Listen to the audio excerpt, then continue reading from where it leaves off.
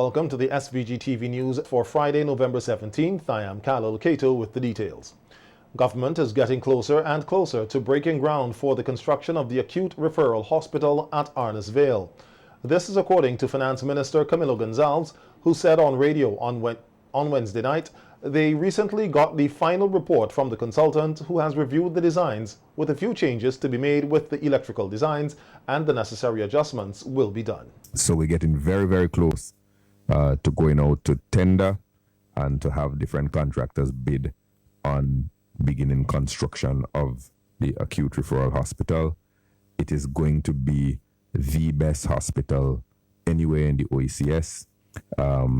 Remember, it's going to be on the tarmac, the northern end of the tarmac, where we had Everything Vinci Expo a few weeks ago.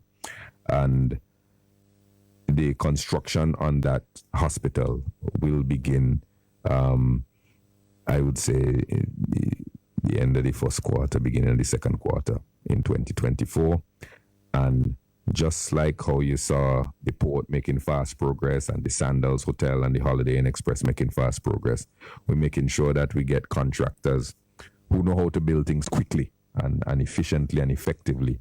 And that hospital is going to be one of the centerpieces of what we're doing in 20. Minister Gonzalez said next year they will also be building a multi-purpose center in the Diamond area above the Sir Vincent Beach Stadium, as he noted the transformation taking place in the area. It's more than a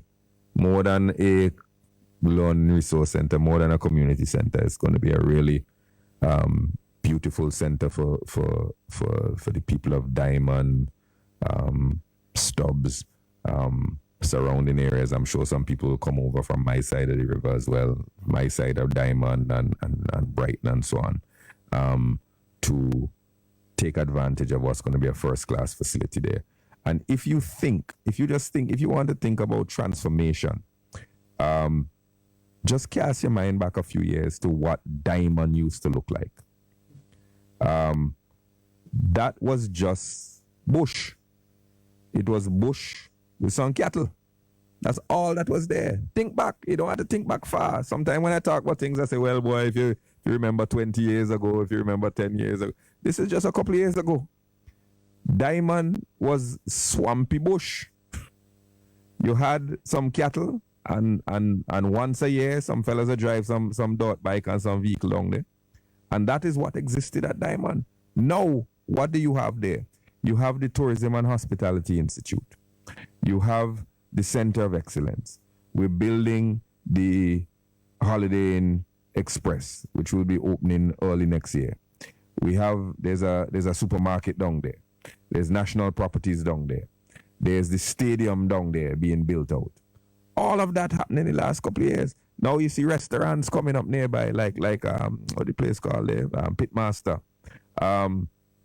That entire area, you see, Korea's has built a state-of-the-art warehouse down there, and they're about to open something else right in the area that's going to have another hardware store and a pharmacy with a drive-through, so you don't have to come out of your car when you're ordering your medication. If you have a vehicle, you could just pull up in the drive-through and get your stuff from the pharmacy. That entire area has been developed rapidly as a result of ULP policies. Some of the things we built ourselves, some of the things we got loans for, some of the things we got grants for, some of the things the private sector has done. But that entire Diamond area is becoming an absolute heartbeat for development in St. Vincent and the Grenadines. To prepare the people of mainland St. Vincent for the transformation and enhancement expected in the local tourism sector, Minister of Tourism Carlos James said that more training workshops will be needed, especially for persons working at the various ports of entry. Speaking on the VC3 program on Wednesday, Minister James noted that while people in the Grenadines are more trained for the tourism industry, more work needs to be done on the mainland. There's a team at the Ministry of Tourism which will now build out an experiential team unit that is working with communities and will be going out into the communities, working with stakeholders to really start that awareness. I wouldn't want to say education, so that for people to take offense to say, well, oh, they know more about tourism than we think. But it's really broadening the awareness of the importance of tourism, both from a stakeholder level and also even within the government. When we come into the port of entry, admittedly, some of our border agency officers, there's not even a smile on their faces. You know, you're welcoming people to our country. And I have to say these things that maybe sometimes unpopular for us to say, but someone has to say it. So we have to do a lot of retraining of our workers at our ports, both in customs and immigration, and both at our seaports and our airports. And these are the things that if we're to take tourism seriously, your first impression of any island, and when you enter, you go to your port of entry, a welcoming smile, a pleasant personality. Though you have to be very cognizant of the security checks and the measures you have to put in place as part of the regulatory process, and we accept that. But it doesn't mean that you have to be serious and treating visitors as if they're being screened as criminals. Minister James added that there is an issue at the cruise ship berth that needs to be urgently addressed, adding that there is no order with the tour operation services. At the cruise ship terminal, there are issues up there. I have to meet with the board presidents of the Taxi Association. I understand there are some concerns which I have to look at. I ask you about that. Yes, but the report that is coming is that, well, the visitors are given reports that, you know, there's no order. There's a rush, apart from the organized tours. There's a rush to get persons, visitors who are disembarking to go into the. So we cannot run a tour operating service as if it's a taxi, as if it's a minibus operation at Little Tokyo, and not that all taxi operators are doing that, but I'm just simply saying there has to be a broader level of training, patience, knowledge about how we approach both visitors and locals when we're dealing with services. All of these things at the hotels, when you go to the bars and the restaurants, how long you take before you're being served even some water. You know, sometimes you're there waiting 20, 30 minutes before someone come to pour you a glass of water. And these are some, not all of the hotels. We have some excellent staff at some of the restaurants and hotels. The government of St. Vincent and the Grenadines will host the inaugural United Kingdom UK Caribbean Infrastructure Conference from Monday, November 20th to Friday, 24th at the Beachcombers Hotel. The event, themed Building Resilience for All, is being coordinated by the Caribbean Development Bank, the CDB, in conjunction with the UK Foreign Commonwealth and Development Office, FCDO, and the government of SVG.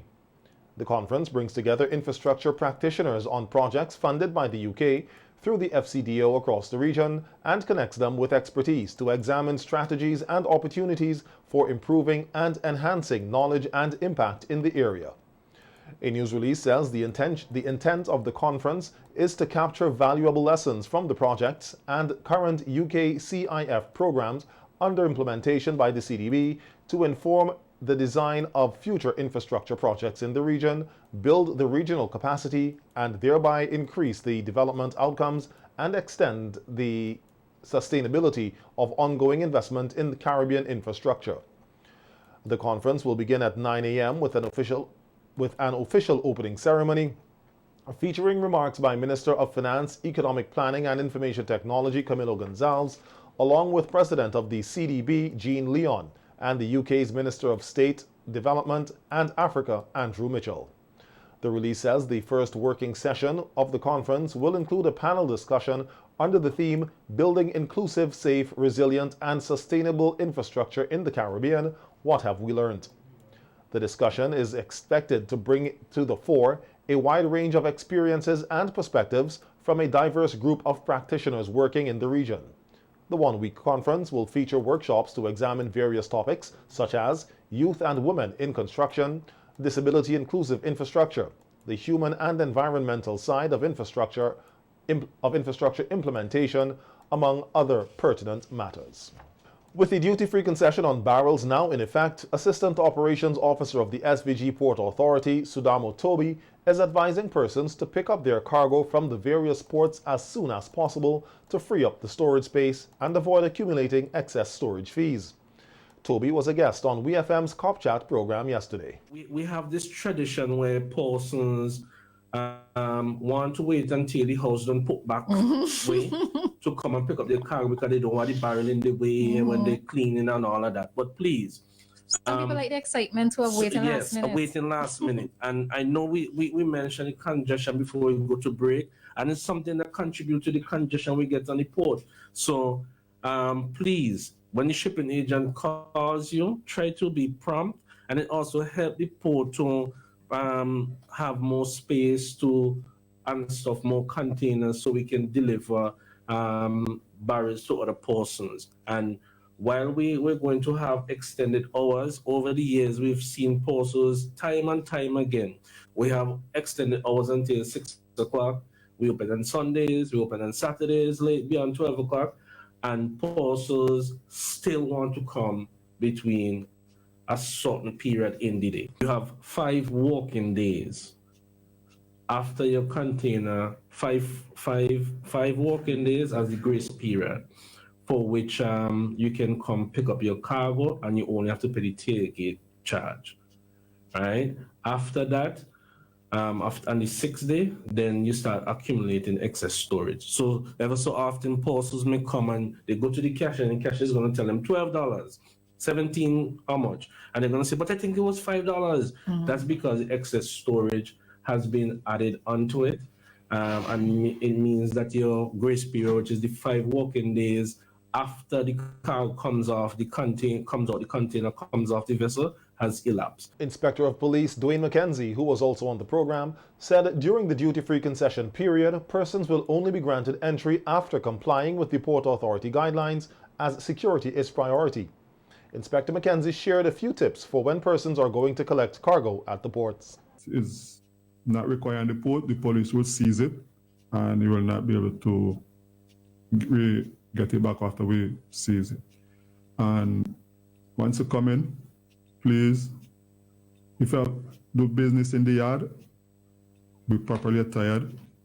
As Corporal D'Souza said, once you come on the port, the pass give you to stay in the shed, please stay in the shed. Also, sometimes you have to go and take parcels from out between barrels. Sometimes we are short on pallets. Sometimes we have to reuse some old pallets, and you might go hold on a barrel because the pallets are not that good. The barrel will fall on you, cause injuries, because some of these barrels will take about 3 men to lift up. Right? And please keep the children away from the port. And when you come, remember 1 paperwork to 1 person. It's very important. And in the shed, we have areas where customers should stay. Please stay in those areas, before every one of us safety. The SVG Teachers Union hosted its annual President's Award cocktail last evening as part of activities to commemorate Teachers Solidarity Week 2023, being observed under the theme, The Significance of Workers' Active Participation, a Recipe for Success. At the award ceremony held at the SVG Teachers Cooperative Credit Union Conference Hall, 12 retirees were awarded for their service and support to the union. Outlining the criteria for the awardees, President of the SVG Teachers Union, Oswald Robinson, noted that the award ceremony first got started when the union was 50 years old. So the criteria is that once you have completed a minimum of 2 years having retired, and you retain your membership with the Teachers Union, we pay tribute to you. So we look forward to this event, which is part of Solidarity Week, because we have someone in our midst here, or I shouldn't say someone, 2 persons who were directly involved in the 1975 era. But just to say, on behalf of the National Executive, the staff, I forget to recognize the member staff who is here, Mr. Gurley, right, says, we want to say that we really appreciate you for making the time out to be here. Tonight is just a token of our appreciation. We can't really reward you for what you have done to education, molding the nation's children. So you are a nation builder in your own right, and you have touched many lives. And in this way, the Teachers Union is just recognizing you in this very simple, but in a very profound way, of what you have done for us. Because your legacies would have helped many of us to achieve. In her response on behalf of the awardees, Decima Hamilton noted that she began her journey with the Teachers Union on the 14th of November 1975, a year viewed as a turning point for teachers and the SVGTU. I had just gone past my 12th birthday, and I was just beginning to get familiar with Kingston. On that evening, I was given very strict instructions to go home because something was going to happen. But I suppose that curiosity will always kill the cat. And so I ignored those instructions, my twin sister and I, and we decided to have a peep or to have a look. And so there used to be a main road where the buses would stay. When the cenotaph was located where the market is, and so instead of going straight home, we decided to detour and to go wrong at the police station. Just to have a peep. When we got there, we became very afraid because it was the first time we were being exposed to what a gun looks like. And the riot squad, I believe they were called in those days, the line was from the police station straight across to the sea. And so where we were, we saw them pointing upwards, and the teachers, they were coming down that Bay Street. Of course, we became very scared and decided we didn't think it was a place that we needed to be, and decided to walk. As soon as we began walking, we heard a song. We started to run. And for those of you who are as young as I am, you would know where Bunpan is today used to be Sardines Bakery. And so when we got to Sardines Bakery, we looked back and Kingston was white. Now, whatever that was, I don't know. I just know town looked different.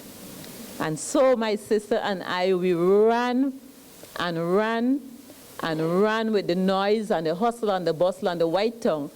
And we were able to take our first rest at the Cyrus Hospital. There is where we caught our breath and sat down because we never looked back. We just ran for our lives. And so my journey is not a recent one. It began when I was 12. My journey with the union is 48 years old. I recall every November we would wear our red armbands to school every single year. Even without understanding the implications, we did that.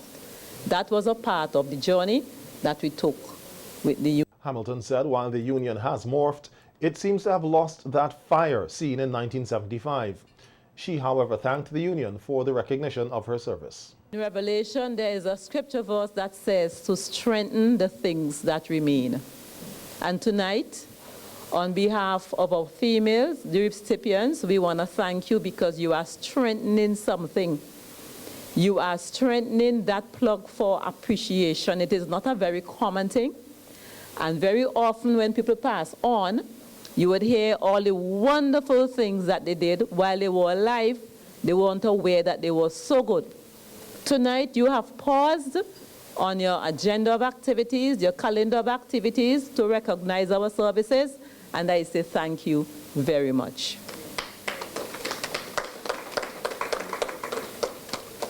I do look forward to what the union has in store in terms of its strategies for continued strengthening and for continued building. I believe the time has come for us to re-examine where we would like to take the union. Activities for Teachers Solidarity Week concluded today with the annual March and Rally in capital Kingstown. Today, St. Vincent and the Grenadines joined the celebrations for World Prematurity Day, observed annually on November 17th, to raise global awareness of the challenges for women and babies associated with preterm birth and celebrates the lives of preterm infants.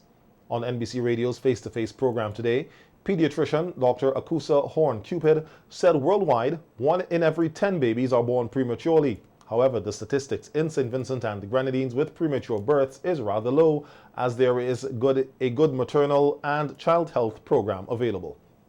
Dr. Horn-Cupid outlined several different levels of prematurity at birth. Most mothers are encouraged and they have early checkups within the system, and those who are at risk factors, we try our best to mitigate it. So we do avoid having preterm delivery, but as you know, there are times when we cannot afford because we can't foresee, and then it's just beyond our control, and then we have to deal with this. Okay. And this is all based on your gestational age. How do you calculate that? It is calculated based on your last menstrual period. Because there's no way, even with all the science over the years and its development, it's very difficult to pinpoint when exactly you would have conceived. So the most reliable time would have been your last menstrual period. So we go up to 40 weeks. So anything less than 37 weeks of gestation is considered prematurity. And of course, there are different levels of prematurity.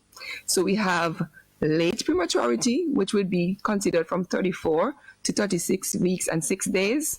And then we have like a moderate prematurity, which would be 32 to 33 and 6 days in terms of weeks.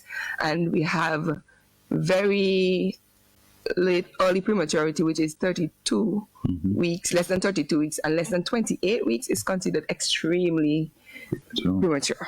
Dr. Horn-Cupid listed a number of complications that premature newborns may face. Any babies born before 28 weeks, I'm very sorry to inform you, there's not much we can do.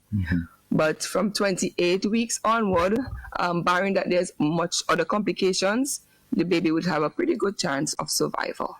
So the earlier a child comes out, the higher are the risk of complications and the more severe they are, and even the possibility of death. We have to discuss the possibility of death when it comes to prematurity. So the most frequent when a baby comes out is respiratory concerns. We have within our capacity certain limitations, but we can deal with it up to a point. We have some machines that can assist a baby that is already breathing but just need a bit of help to maintain the lungs functioning. Secondly, there's a concern because they're so small of hypothermia, meaning babies getting very cold. Heat and warmth and maintaining that general atmosphere within the body is very, very important. The third concern usually is feeding. Can this baby feed? When can we start feeds? Because, you know, nutrition is very important at every stage. And imagine a very small baby coming up before time. You know we have to be on the nutrition to optimize as much as possible. And there's also the risk of infection because newborns, even a term newborn, has a very immature immune system. So imagine that of a premature baby. So there's always a very, very high risk of infection, and which, to be honest, is one of the leading causes of death amongst our premature babies here in St. Vincent and the Grenadines. The pediatrician also outlined several risk factors for preterm delivery. Had any, what we call it, a dilatation, a curettage, it's basically any manipulation. If you have like a manipulation within the cervix and the uterus, those increases your probability of preterm delivery. And there's also the female demographics. Like if you're less than 17 years old or older than 35, you're at risk for preterm deliveries, because that age group is the ideal age where your body's fit and ready and ideal for delivery. So to the extremes put you at risk, as well as your nutritional status. If you're not, but mostly for underweight persons, there's no mention of being overweight or of concern, but if you're underweight and you're not healthy, you're having a higher risk of preterm deliveries. Drug use and drug abuse, alcoholism, all of these things put you at risk for preterm delivery. Even your educational status, if you have a low educational level, less than secondary school, it tends to put you. I think it's because of your education. How do you prepare yourself? Do you know your risk factors? How do you take care of yourself? These are things that contribute. That makes sense. And then your poverty. Poverty also contributes. Same thing. If you don't take care of yourself, you don't eat well, you don't know what to do, you're not taking, all of these contributes to preterm delivery. This year, World Prematurity Day is observed under the theme, Small Actions, Big Impact, Immediate Skin-to-Skin Care for Every Baby Everywhere. Health experts say the theme emphasizes that skin-to-skin contact benefits to all infants, especially premature babies. Today, the Ministry of Health, Wellness and the Environment hosted a march and rally in Kingstown in observance of World Prematurity Day 2023. International Men's Day will be celebrated here in SVG and in other countries across the globe on Sunday. Ahead of the celebrations, the Intermediate High School on Thursday celebrated the male students of the school with a special event held under the theme, Healthy Boys, Healthy Mind, Healthy SVG. Guest speaker at the event, Dominic Sutherland, said that the way the world is going today, males have become an endangered species, and advised the young boys of the school to make a difference and break the cycle. Many males who are being raised by females and are still expected to become men. You are expected as a male to be a provider in your home. As a male, you're expected to carry the workload. As a male, you are expected to be the comforter. As a male, you are expected to be the disciplinarian. The job of being a man is wide. It's vast. And it will take young men to obviously develop, as boys, healthy minds to ensure that as adults, becoming men, you are able to take your country forward. This is by no way a small feat, especially when you mess up a little and you are reminded that, hey, listen, you're following in the footsteps of the men who went before you who mess up. Sharing his story of failure at a young age, another guest speaker at the event, Kevin Rodriguez, told the students that whatever they want in life, they have the power in their hands to achieve it. But whatever you want out of life, it is up to you. All right? It is up to you. You have to make that decision. Having a goal, having a dream, and wanting the best for you. You know, I was telling my baby girl the other day, I remember when I used to go into school bare feet. My books in a plastic bag, and a pencil string, a string with my pencil tied around my neck. I remember those days, sitting when the rain is coming like now, finding several containers to catch the rain when the house is what? Is leaking. Didn't have the luxury of having a nice king-size bed. Your king-size bed was under the bed itself with your parents sleeping on top. And you have what we call a frock, a nightie. That when you wake up in the morning, you can't differentiate if it's a male or female because everybody have an old frock that we're wearing. You know, and I met a very successful professional that came from my community who's one of the leading professionals at one of the leading financial institutions. And he said to me this, Kevin, growing up in those times, we didn't have the material things, but guess what? We were rich in virtues and what? And values. Young professional footballer and feature speaker Olex Anderson shared his journey on becoming an international professional, and he encouraged the boys at the school to stay focused and not to give up on their dreams. I'm saying this because you might set out a plan for yourself at a very young age, and it's not guaranteed to always go accordingly.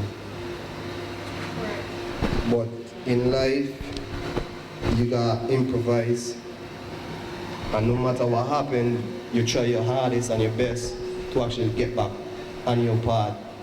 It might not turn out to be the same path that you actually planned out at the very beginning, but sometimes it can actually turn out to be better than what you planned for.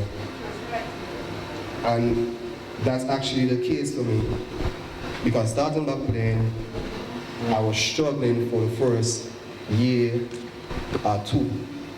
I was struggling. And I actually thought for myself that maybe the doctor was right and that was it. But I kept trying because I know I'm a strong guy mentally, physically, I'm very strong, and to actually still trying after 3-4 years of being injured, not kicking a ball, means a lot. The West St. George Secondary School today hosted an event in commemoration of International Men's Day.